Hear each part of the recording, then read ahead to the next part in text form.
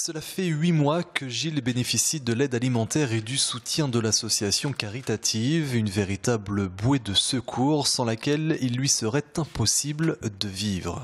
Je touche 448 € et avec les factures et tout, il me reste à peu près 120 € pour faire le mois. Et pour faire des courses. Ce quadragénaire fait ainsi partie des 8 500 000 Français vivant sous le seuil de pauvreté, tout comme quelques 34 000 Vendéens aidés par le Secours catholique, soit 93% des bénéficiaires de l'association. Le niveau de ressources moyen est autour de 644 € pour la Vendée, pour les personnes que nous avons rencontrées. Ce qui veut dire que lorsqu'on doit payer son loyer, ses charges du quotidien, son électricité, son eau, ça devient très très compliqué.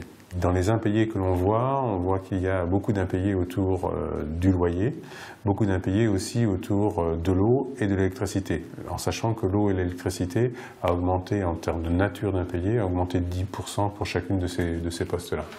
Au-delà de la constante augmentation du nombre de personnes démunies, c'est donc l'amplification de la pauvreté elle-même qui interpelle, avec des conséquences financières en premier lieu, mais aussi sociales. L'isolement accompagne de plus en plus la pauvreté.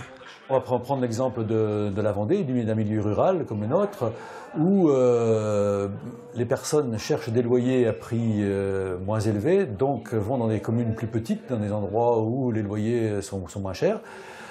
Ce qui fait qu'elles sont isolées par le fait de l'éloignement des services, de la santé, des services administratifs. Et aussi l'isolement des personnes, quand on est en difficulté, on ne croise pas les mêmes personnes, on a des relations qui s'effilochent un peu. Le Secours catholique qui tire ainsi la sonnette d'alarme. La pauvreté n'est plus marginale en France, elle y est désormais profondément ancrée et doit provoquer une véritable prise de conscience.